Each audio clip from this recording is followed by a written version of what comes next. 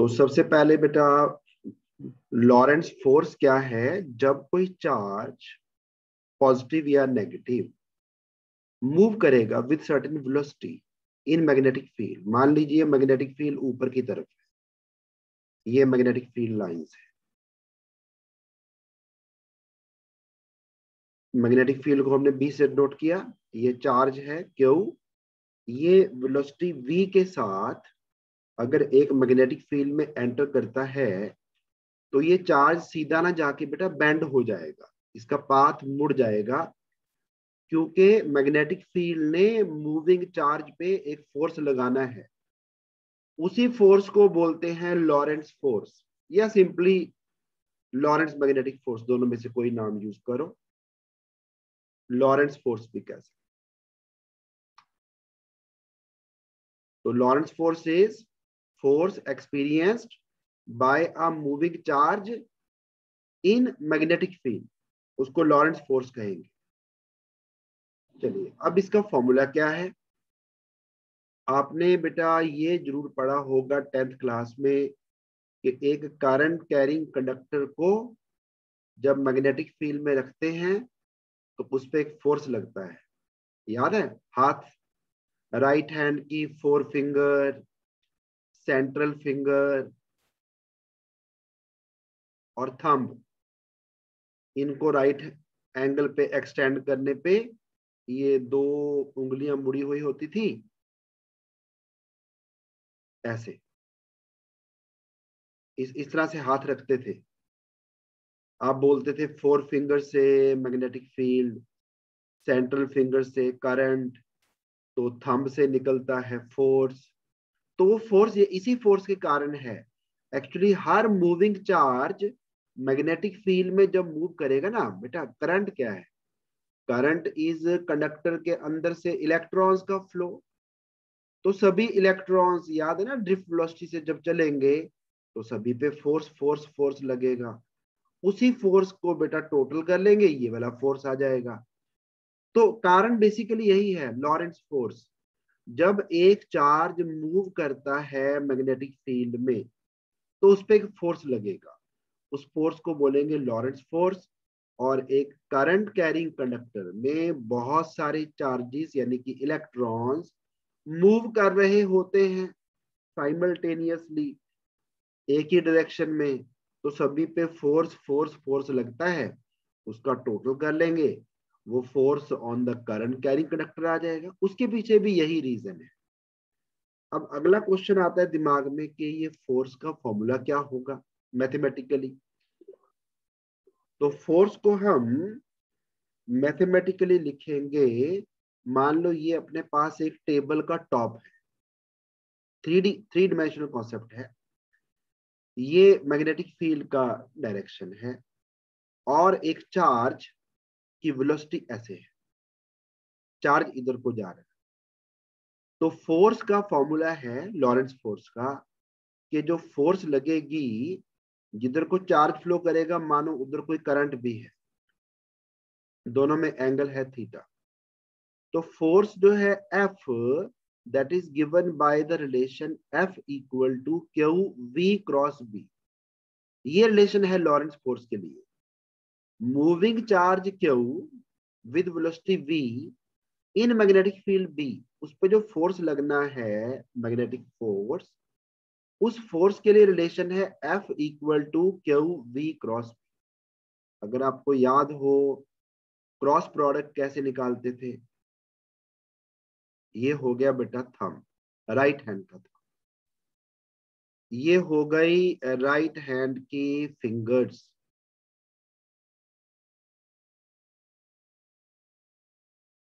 ऐसे। बेटा जिधर फर्स्ट वेक्टर है ना v, पहला वेक्टर है v, v से आपने b की डायरेक्शन में घूमना है, v से b की डायरेक्शन में घूमना है। ये मैं इसको हाथ को यहां ले जाता हूं, फिर जिधर को थंब पॉइंट करेगा ना, v से b की तरफ को घूमना है। ये देखो जी, v से b की तरफ को घूमो, जिधर को थंब पॉइंट करेगा वही डायरेक्शन होगा v क्रॉस b का, यानी कि फोर्स का। तो फोर्स का डायरेक्शन रहेगा upwards. First vector v, second vector b, v से b की तरफ को जाना है, ये डायरेक्शन आ गया। अब क्रॉस प्रोडक्ट बेटा a cross b 11th class से पढ़ते आ रहे हैं। a क्रॉस b जो है वो मैग्नीट्यूड में किसके इक्वल होता है? बोलो। a cross b equal to a into b into जो बेटा sine sine sine sine theta.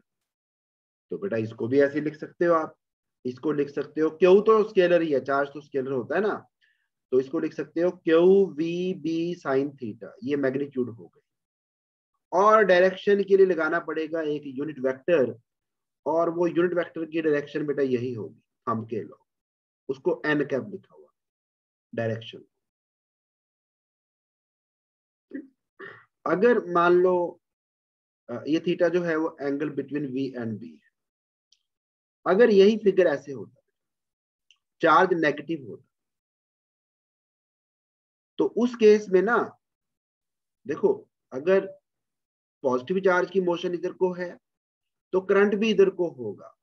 अगर नेगेटिव चार्ज मूव कर रहा है इधर को, याद करो मैंने बताया था आपको, इलेक्ट्रॉन जिधर को चलते हैं करंट उससे उल्टा होता है। तो बेटा करंट अपोजिट हो गया, पहले इधर को आ रहा था पीछे को जा रहा है, तो ये फोर्स भी अपोजिट आएगी, तो ये फोर्स नीचे की तरफ को आएगी बेटा, डाउनवर्ड। तो यूं बोलो कि पॉजिटिव चार्जेस पे force along the thumb, negative charges पे फोर्सेस अगेंस्ट द थंब, ऐसे बोल। अगर इस फॉर्मूले से बात करनी है, इसके अकॉर्डिंग अगर समझाऊंगा आपको, तो अगर चार्ज क्यू नेगेटिव होगा minus q, no doubt size तो इतना रहेगा फोर्स का, तो magnitude of force is Q we B sine theta और minus sine n cap. N cap मैंने ऊपर को ड्रॉ किया था ना बेटा अभी, तो माइनस एन कैप नीचे को आएगा, तो फोर्स जो है वो डाउनवर्ड डायरेक्शन में आएगी अगर ये चार्ज हुआ नेगेटिव। चलो आपने सारा याद नहीं करना, आप सिर्फ ये याद करो कि जो फोर्स पॉजिटिव चार्ज पे है वो थंब के अलोंग होगी, और नेगेटिव चार्ज पे फोर्स जो है वो थंब से अपोजिट डाउनवर्ड्स हो, माइनस एन कैप के अलोंग। अब 3 केसेस इसमें आपको और याद करने हैं। सबसे पहले फोर्स पता लग गया ना, फॉर्मूला याद रखना, Q V cross B. Mathematically लिखना है magnitude Q we B sine theta, और डायरेक्शन जिधर को थंब पॉइंट करेगा राइट हैंड। तो अगर तो बेटा चार्ज रेस्ट पे है, खड़ा है, रुका हुआ चार्ज है, फिर तो v जीरो आएगा और फोर्स भी जीरो होगी बेटा। जो चार्जेस रेस्ट पे हैं उन पे कोई फोर्स नहीं लगेगा। स्टेशनरी चार्जेस अगर हैं मैग्नेटिक फील्ड में, रुका हुआ चार्ज है, कोई फोर्स नहीं लगेगा। सेकंड, अगर थीटा इक्वल टू 0 या 180 हुआ, साइन थीटा का वैल्यू साइन 0, यानी ये चार्ज या तो मैग्नेटिक फील्ड के अलोंग मूव कर रहा हो या फिर मैग्नेटिक फील्ड के अपोजिट मूव कर रहा हो, थीटा का वैल्यू 0 या 180 आ गया, साइन थीटा 0 पे भी 0 होता है और 180 पे भी 0 होता है, उस केस में भी फोर्स इक्वल टू 0 मिलेगा आपको, और मैक्सिमम फोर्स मिलेगा अगर थीटा इक्वल टू होगा 90 डिग्री। 90 डिग्री एंगल पे maximum force, that force is maximum. और पूछेंगे मैक्सिमम फोर्स कितना होगा, फिर साइन ऑफ 90 की वैल्यू क्या होती है? साइन 90 कितना होता है बेटा? 1। तो साइन 91 है, that means maximum force is Q we B. चलो अब इसके बाद स्क्रीन चेंज करनी पड़ेगी, मैं सारे पॉइंट्स फिर से एक बार रिपीट कर रहा हूं। नंबर 1, जब कोई चार्ज मैग्नेटिक फील्ड में मूव करेगा, रुका नहीं होना चाहिए, मूव करता होना चाहिए, तो उस पर एक फोर्स लगता है जिसको लॉरेंट्ज फोर्स कहेंगे। सेकेंड, ये जो फोर्स है वो mathematically is given by Q V cross B. V cross B का डायरेक्शन राइट हैंड रूल से निकालना है। अपनी फिंगर्स को वेलोसिटी से मैग्नेटिक फील्ड की तरफ घुमाइए, राइट हैंड की। जिधर को थंब पॉइंट करेगा उधर को फोर्स लगेगा पॉजिटिव चार्ज पे। अगर ये चार्ज नेगेटिव हुआ तो फोर्स अपवर्ड्स नहीं, थंब के अलोंग नहीं, थंब के अगेंस्ट लगेगा। इसके बाद वो चार्जेस पे कोई फोर्स नहीं लगेगा जिनकी वेलोसिटी 0 है, रेस्ट पे हैं जो। उन चार्जेस पे भी कोई फोर्स नहीं लगेगा जो या तो मैग्नेटिक फील्ड की डायरेक्शन में जा रहे हैं या उससे अपोजिट मूव कर रहे हैं, कोई फोर्स नहीं लगेगा। और फोर्स लगेगा मैक्सिमम अगर थीटा होगा 90 डिग्री और साइन 90 का वैल्यू होता है 1, तो maximum force Q we B लग सकता है, इससे ज्यादा नहीं लगेगा। चलिए अब मैं रिकॉर्डिंग को पॉज कर रहा हूं और बेटा नोट डाउन करें।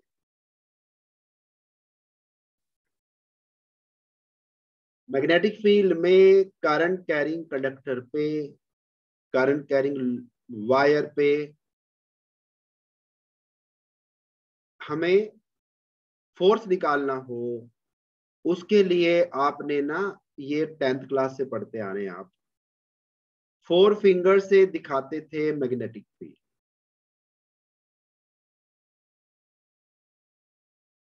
Magnetic field with 4 finger. Central finger से दिखाना है या तो करंट या फिर मोशन ऑफ पॉजिटिव चार्ज।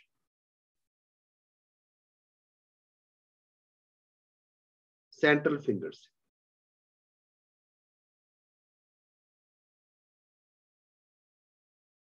तो थंब से दिखाएंगे आप बेटा फोर्स ऑन पॉजिटिव चार्ज।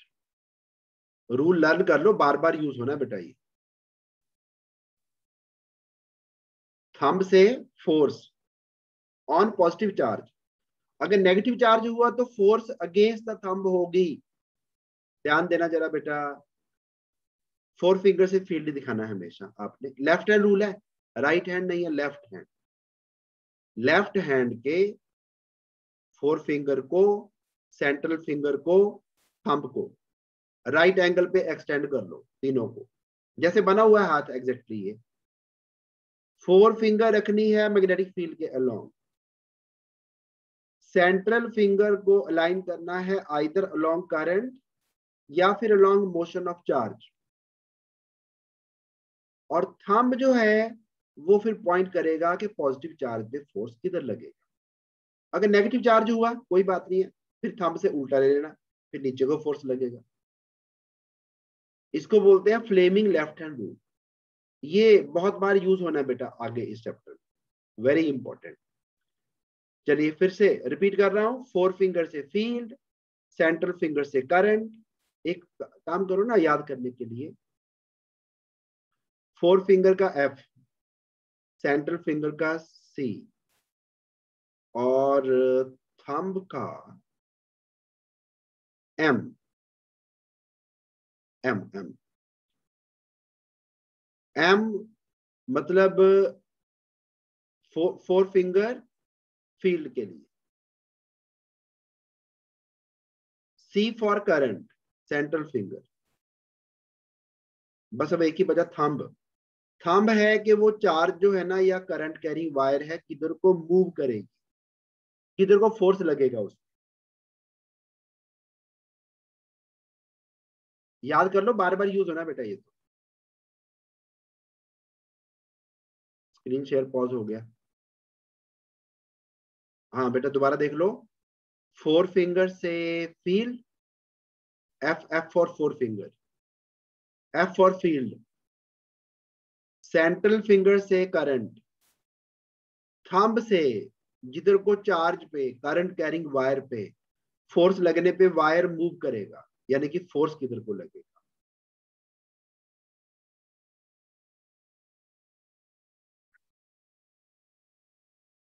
ये तीनों 4 फिंगर, सेंट्रल फिंगर, थंब, ये आपस में ना 90 डिग्री के एंगल पे है। सर ये पॉजिटिव चार्ज मतलब ओनली पॉजिटिव के लिए वैलिड है ये रूल? नहीं, नेगेटिव के लिए उल्टा हो जाएगा। नेगेटिव के लिए इधर को नहीं फोर्स लगेगा, नीचे को लगेगा, उल्टा आएगा, थंब से उल्टा, थंब से उल्टा आएगा, अपोजिट टू थंब।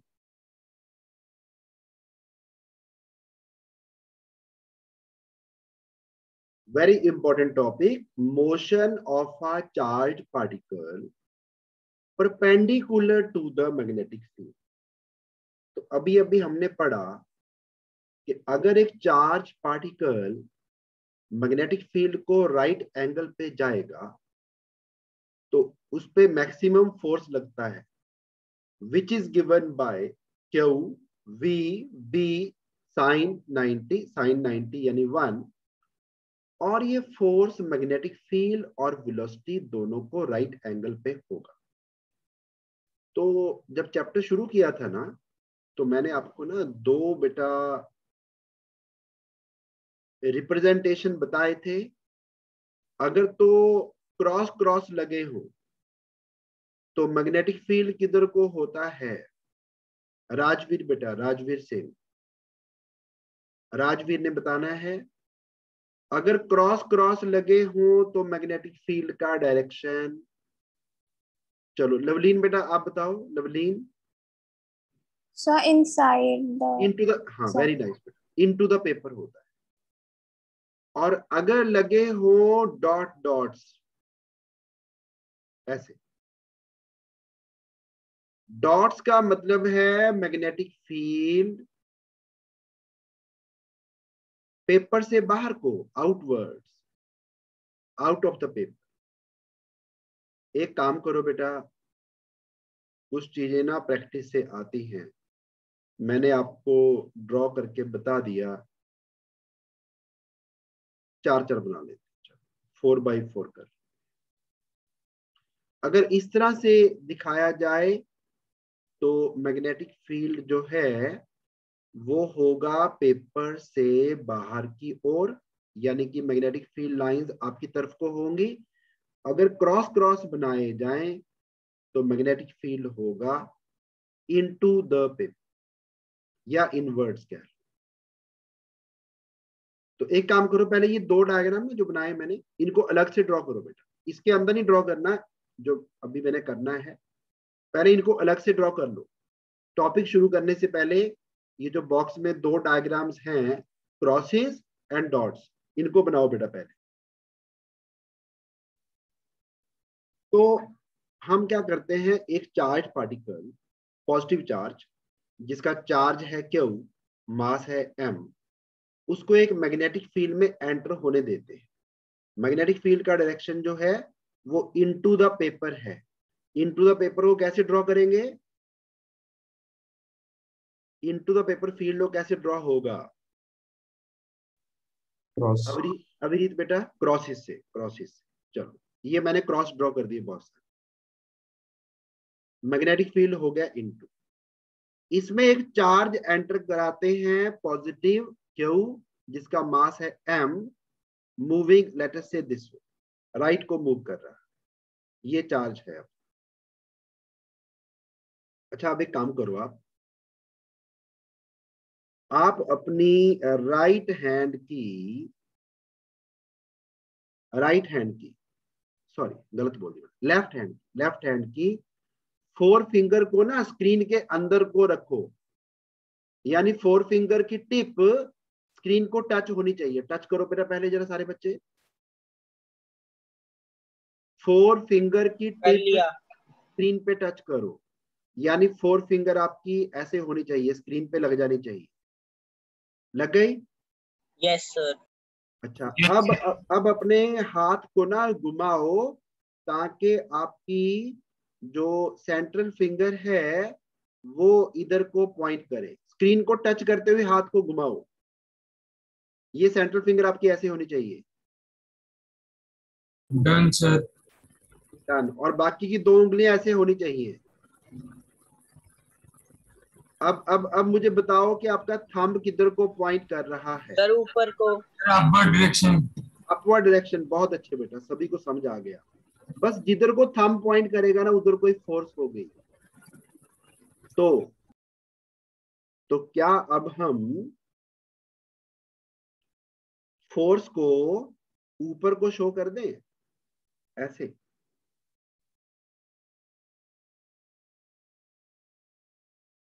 फोर्स को ऊपर को शो कर दें ऐसे बेटा, देखो जरा, यस सर। ये क्लियर हो गया सभी को? फोर्स मैंने ऊपर को दिखा दी।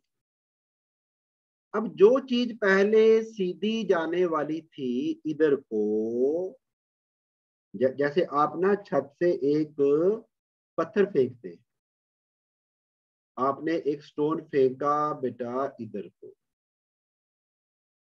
ऐसे, क्या वो स्टोन इधर को ही जाता है? सर नीचे को थोड़ा जाता है, नीचे बेंड हो हो जाता जाता है। है। हाँ, क्योंकि ग्रेविटी की फोर्स उसको नीचे खींचती है, एक डाउनवर्ड फोर्स थी। अब इस बार फोर्स अपवर्ड लग गई, तो क्या ये फिर चार्ज सीधा जाएगा? नहीं, थोड़ा ऊपर की ओर ऊपर। मुड़ेगा ऐसे, इज इट? Yes sir. जैसे जैसे ग्रेविटी का नीचे मुड़ गया ये वाला, इस पे फोर्स ऊपर को लगी, थोड़ा ये इधर को आ जाए। अब एक काम करो, जो मैंने बोला कि थोड़ा इधर को आ जाएगा, ये थोड़ा यूं आ जाएगा, तो अब इसकी वेलोसिटी इधर को नहीं होगी बेटा।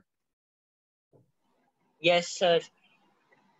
अब अपनी इस वाली उंगली को फिर से टच करो यहाँ पे, जहां पे प्लस लिखा मैंने, और ये वाला वेलोसिटी वाली लाइन इधर इधर को बनाओ बेटा ऐसे। अब देखो थंब किधर को पॉइंट कर रहा है? सर क्या इसके 90 डिग्री पर। क्या अब थंब ऐसे है? Yes sir. ये मैंने सही बनाया? चेक करो सारे बच्चे। Yes sir. Yes sir. अब सभी का थंब ऐसे आ रहा होगा। चलो मैं एक्स्ट्रा चीजें हटा रहा हूं। तो जब ये चार्ज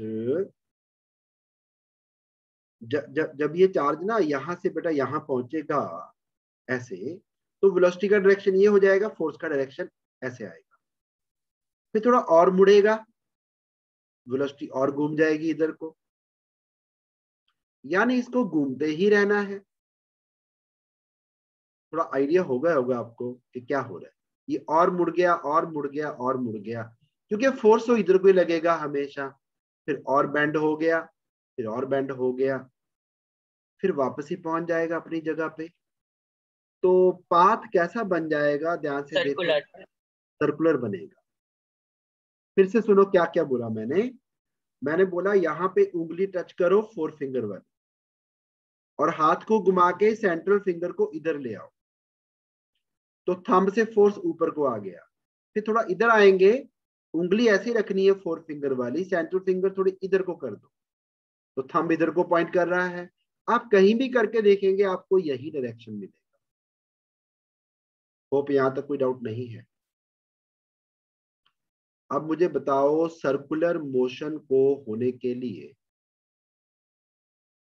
क्या एक पत्थर को ऐसे थ्रो करें वो अपने आप सर्कल में घूमता है? No sir. नहीं घूमता। पत्थर को सर्कल में घुमाने के लिए पत्थर के अलावा आपको एक और चीज चाहिए। क्या? फोर्स। हाँ, एक धागा चाहिए फोर्स लगाने के लिए, तो सर्कल में घूमेगा ये, है ना? उस धागे के थ्रू एक फोर्स मिलती है हमें, क्या नाम है उस फोर्स का? टेंशन। टेंशन। नहीं, किसी ऑब्जेक्ट को सर्कुलर मोशन में होने के लिए कौन सा फोर्स चाहिए? टॉर्क। सेंट्रीपिटल। सेंट्रीपिटल फोर्स चाहिए। बहुत अच्छे। जोरावर फॉर्मूला याद है इसका, सेंट्रीपिटल फोर्स का? Sir mv²/r। वेरी नाइस बेटा, वेरी नाइस। mv²/r +1 में किया था, यही लगाना है।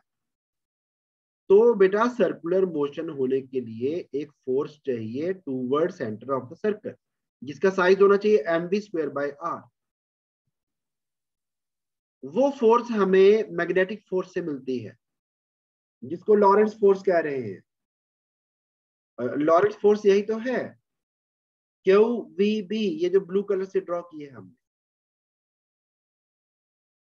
तो ये प्रोवाइड करेगी necessary centripetal force, Q we B से मिलेगी हमें। हमने दोनों को इक्वेट कर दी। क्या कैंसिल हो जाएगा? So V. V कैंसिल हो जाएगा। V कैंसिल करके क्या हम रेडियस जो बनेगा ना इस सर्कल का, उसको ऐसे लिख सकते हैं, चेक इट। एम वी, एक वी कैंसिल हो गया ना, एक वी रह गया, एम वी को वहीं छोड़ दो, क्यू को नीचे लेके जाओ, बी को नीचे लेके जाओ, आर को ऊपर ले आओ। देखो यही फॉर्मूला बना रेडियस का, बहुत Yes. बहुत इंपॉर्टेंट फॉर्मूला है, very important. M into V होता है मोमेंटम, उसको मैंने पी लिख दिया। M V is momentum, momentum को मैंने पी लिख दिया। और जो बच्चे +1 से पढ़ते आ रहे हैं मेरे पास, उनको तो याद होगा, kinetic energy half M V square होती है ना, इसको ऐसे लिख सकता हूं, एक m से मल्टीप्लाई, एक m से डिवाइड। m इंटू वी होता है मोमेंटम, और ये स्क्वायर है, तो p square by 2m is kinetic energy. बहुत इंपॉर्टेंट रिलेशन है बेटा, kinetic energy p square by 2m, और 2m को k से मल्टीप्लाई कर दो, ये आ गया मोमेंटम का स्क्वायर। अगर स्क्वायर नहीं करना मोमेंटम का, तो राइट हैंड साइड पे रूट ले लो। तो मोमेंटम को 2m into kinetic energy square root भी लिख सकते हैं। बेटा जो बच्चे इसी साल आए हैं वो ध्यान दे दो जरा ध्यान से फिर से।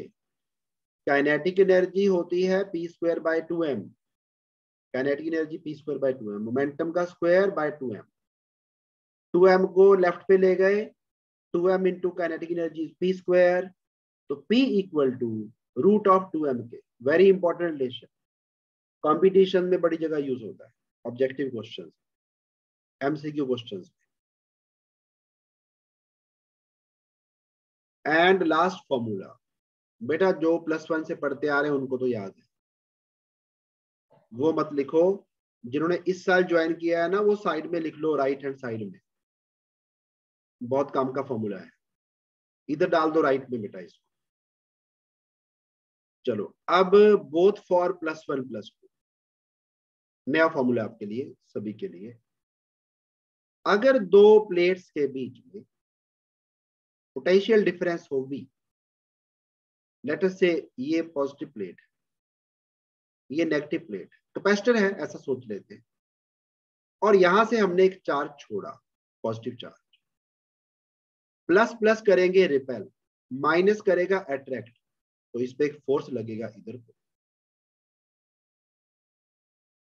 Force into displacement is equal to work done. Force कितना लगेगा, charge into electric field equal to work done. Work done होता है equal to change in kinetic energy. Again a theorem for 10+1, 10+1 में थ्योरम की थी ना, work done is equal to change in energy. Electric field को distance integrate कर दें, यानी डिस्टेंस d से मल्टीप्लाई कर दें, तो वो पोटेंशियल डिफरेंस होता है V।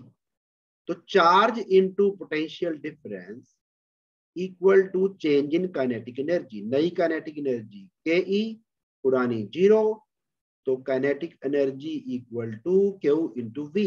एक ये फॉर्मूला रहेगा बेटा काइनेटिक एनर्जी का। दोबारा सुनो, एक चार्ज Q को एक्सेलरेट होने दें अंडर पोटेंशियल डिफरेंस V, तो वो चार्ज कितनी काइनेटिक एनर्जी गेन कर लेगा, उसका फॉर्मूला है Q इंटू V। तो अगर हमारा चार्ज Q जो है उसको V वोल्ट पे एक्सेलरेट किया गया था यहां पहुंचने से पहले, तो उसकी यहां पे आके जो काइनेटिक एनर्जी होगी उसकी जगह आप Q इंटू V लिख सकते हैं। यही वाला Q इंटू V लिखा है, चेक करो, रिपीट कर रहा हूं।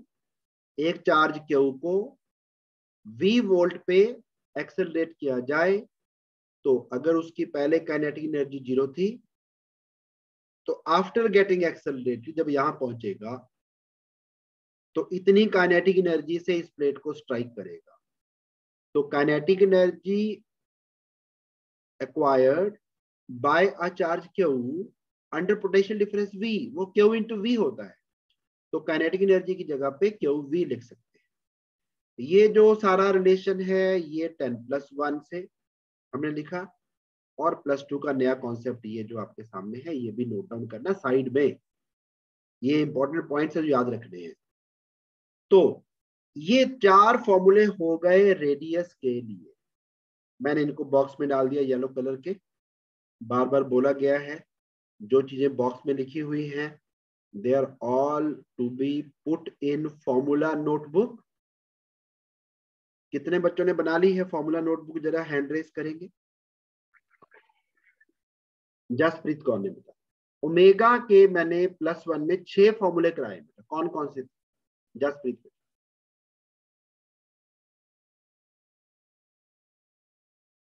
जसप्रीत याद आया कुछ? 6 फॉर्मूले कराए हुए हैं, very very important, all are very very important. चलो जोरावर आप बोलो बेटा, जोरावर। सर V/R बहुत अच्छे। and angle covered by time taken, देखिए ये भी था। yes sir, और pi/2 2 pi by pi time period time period, बहुत अच्छे बेटा। फिर R 1 बाय टाइम पीरियड को क्या लिखते हैं? frequency frequency. फ्रीक्वेंसी को ही आरपीएस भी बोलते हैं, रिवोल्यूशंस पर सेकेंड।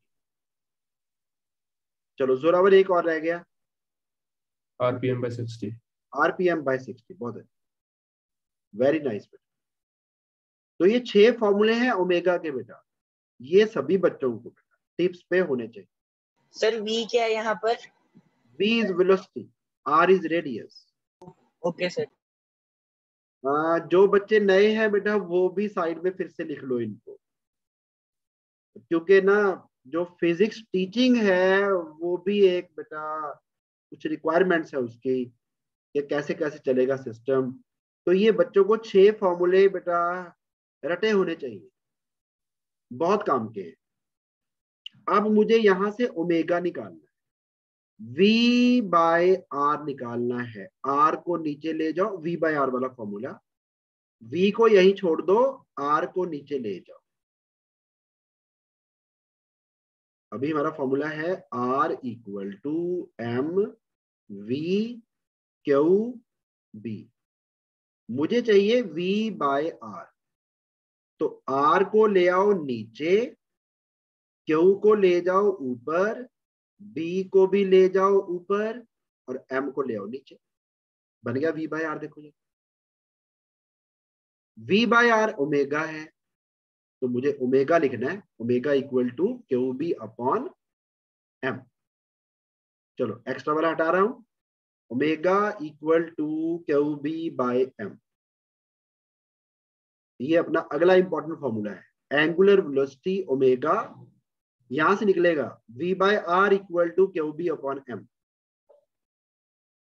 टाइम पीरियड यही से, ये देखो बेटा इधर 2 π/T ओमेगा था, T को ऊपर ले जाओ, ओमेगा को नीचे ले आओ। 2 π/ω इज टाइम पीरियड।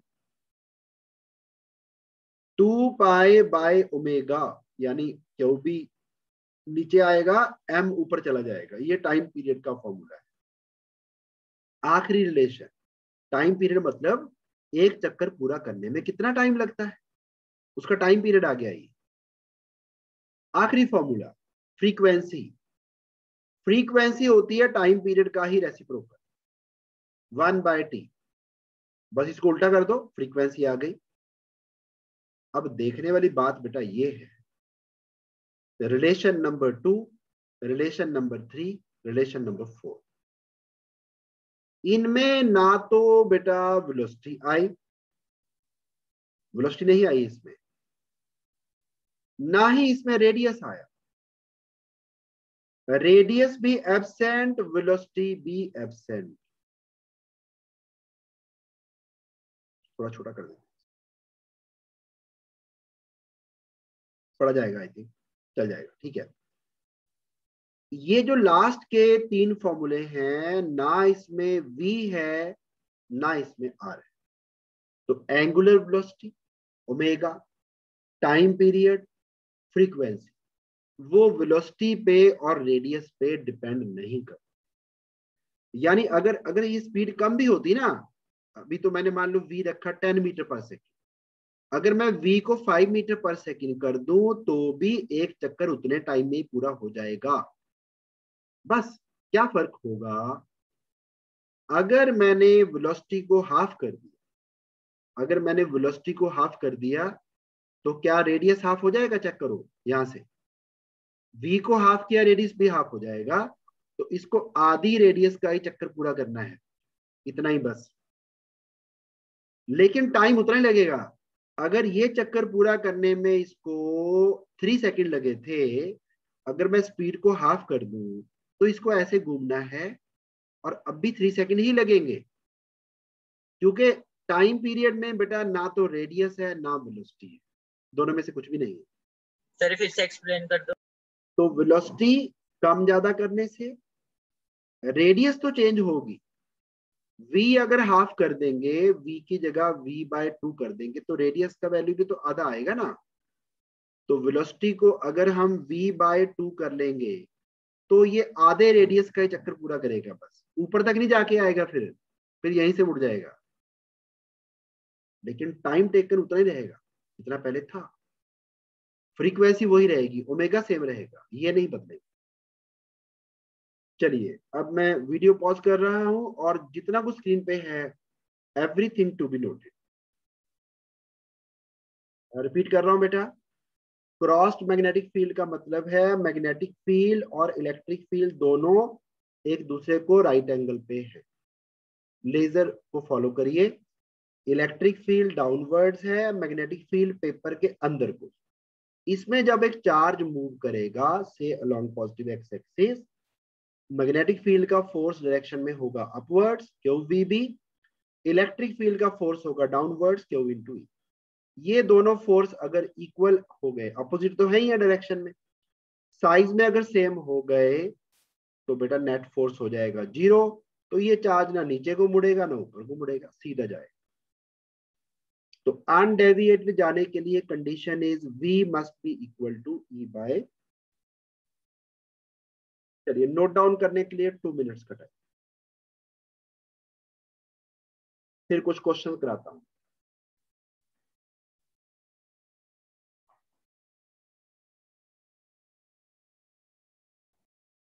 क्लास के ना इमीडिएटली बाद अगर कोई और क्लास आपकी नहीं है तो ये सारा कुछ बेटा रिवाइज भी करना है, बहुत बहुत इंपॉर्टेंट है सारा कुछ। आज जो कुछ भी किया एवरीथिंग इज 5 स्टार।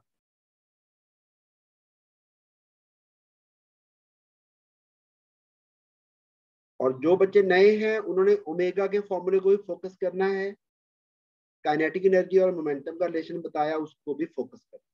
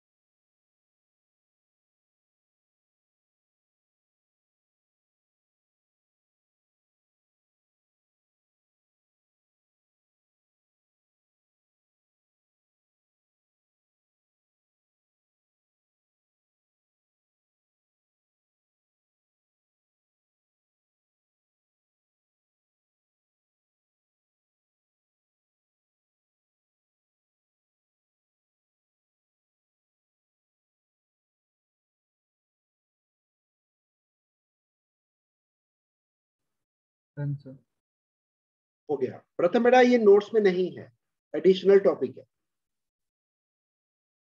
कंपटीशन का है सर? हाँ कंपटीशन में यूज होता है।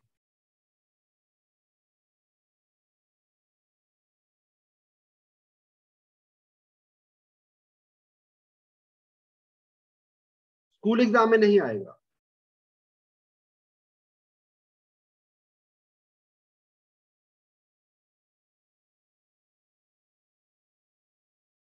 चलिए अब बेटा वापस आ रहे हैं स्लाइड्स पे।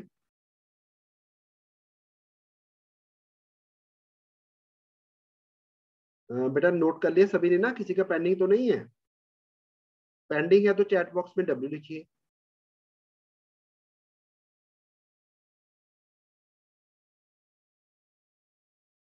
W वाला कोई नहीं है। चलिए अब करते हैं कुछ क्वेश्चंस। ये क्वेश्चन है 2019 का बोर्ड एग्जाम, 1 मार्क क्वेश्चन।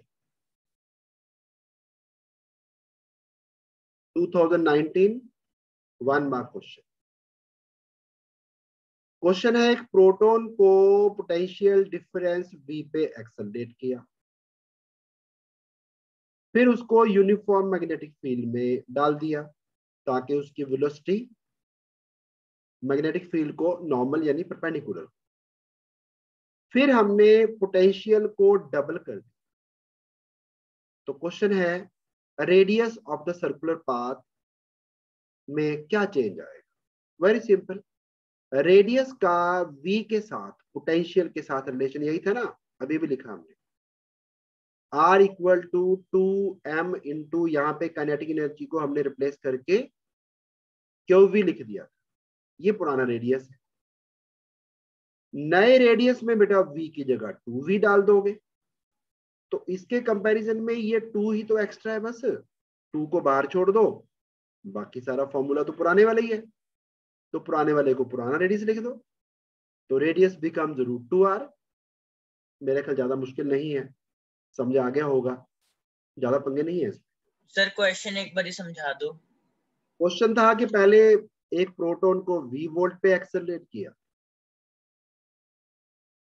और उसको मैग्नेटिक फील्ड में डाल दिया, फिर V की जगह पोटेंशियल डिफरेंस 2v कर दिया सेम मैग्नेटिक फील्ड में। नया रेडियस क्या होगा? ना तो चार्ज चेंज हुआ, ना चार्ज का मास चेंज हुआ, ना मैग्नेटिक फील्ड चेंज हुआ, सिर्फ हमने V को बढ़ा के 2v कर दिया, दैट्स ऑल। सर एक बार यहाँ पे V लिख दिया, एक बार यहाँ पे 2v लिख दो बस। पहले भी पहले प्रोटॉन था, अब भी प्रोटॉन है। हाँ, एक प्रोटॉन, एक न्यूट्रॉन और एक alpha particle. Next question, they are having same momentum. कभी मोमेंटम सेम लिखा होगा, कभी वेलोसिटी सेम लिखी होगी, कभी काइनेटिक एनर्जी सेम लिखा होगा, कभी एक्सेलरेटिंग वोल्टेज सेम लिखी होगी, कई तरह क्वेश्चन आते हैं। वो सेम यूनिफॉर्म मैग्नेटिक फील्ड में एंटर कर गए with their velocities perpendicular to the field. हमें निकालना है ratio of the radii of the circles describe, यानी प्रोटॉन कितनी रेडियस में घूमेगा, रेशो न्यूट्रॉन कितने रेडियस में, रेशो अल्फा पार्टिकल कितने रेडियस में सर्कल डिस्क्राइब करे, इनका रेशो निकालना है। चलो एक क्वेश्चन में करके दिखाता हूं, एक आप अभी सॉल्व करोगे, but before beginning let me tell you, proton, neutron और अल्फा पार्टिकल, इनका जो चार्ज होता है, प्रोटॉन में तो बेटा एक प्रोटॉन ही होता है, न्यूट्रॉन जो है उसमें एक प्रोटॉन और एक न्यूट्रॉन होता है, और अल्फा पार्टिकल में 2 प्रोटॉन्स 2 न्यूट्रॉन्स होते हैं। प्रोटॉन पे चार्ज होता है, न्यूट्रॉन पे चार्ज नहीं होता, तो प्रोटॉन का चार्ज E, न्यूट्रॉन का चार्ज भी प्रोटॉन के चार्ज के बराबर ही आएगा E, और अल्फा पार्टिकल में 2 पॉजिटिव पॉजिटिव चार्ज आएंगे 2e। मास, इसमें एक ही मास है m, इसमें 2 मास है 2m, इसमें 4 मास है 4m। तो आपको ये ना एक टेबल बना लो बेटा, इसको याद करना है, इसके बिना ये क्वेश्चन सॉल्व नहीं हो। प्रोटॉन, न्यूट्रॉन, अल्फा पार्टिकल के चार्ज और मास क्या क्या है, ये बना लो पहले। अब क्वेश्चन पे आते, क्वेश्चन तो आसान है बहुत। लिसन, रेडियस के फॉर्मूले जो हमने लिखे थे ना, उसमें मोमेंटम वाला फॉर्मूला ढूंढो कौन सा है। रेडियस वाले जो रिलेशंस थे उनमें मोमेंटम वाला फॉर्मूला, मोमेंटम का फॉर्मूला यही था, चेक कर लो, P अपॉन क्यू बी। तो बोला है P सबका सेम है, P सबका सेम है, सबको सेम मैग्नेटिक फील्ड में एंटर होना है। तो P P P cancel, ratio में B B B B cancel.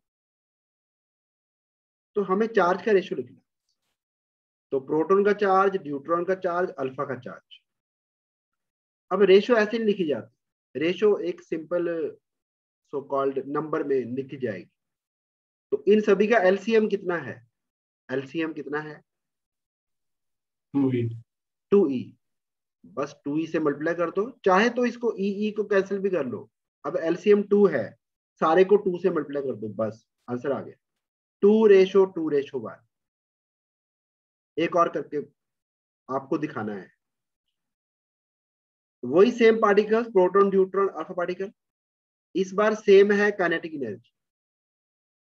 तो काइनेटिक एनर्जी वाला फॉर्मूला यूज कर देना, यहां पे सारे काइनेटिक एनर्जी वाले फॉर्मूले आ जाएंगे। ऐसे देख लो, देख लो, करना हाथ नहीं है। काइनेटिक एनर्जी सेम थी, सारी कैंसिल, मैग्नेटिक फील्ड भी सेम था, वो भी कैंसिल, 2:2:2 ये भी कैंसिल। सर और रूट भी कैंसिल हो जाएगा? नहीं, मतलब ही नहीं है, रूट नहीं कैंसिल होता बेटा, रूट कैंसिल नहीं होता, इसमें वैल्यूज डालना, बाकी अपने आप करना। तो मैं हटा रहा हूं, आप मुझे लास्ट वाले पार्ट का सॉल्व करके आंसर बताओ क्या।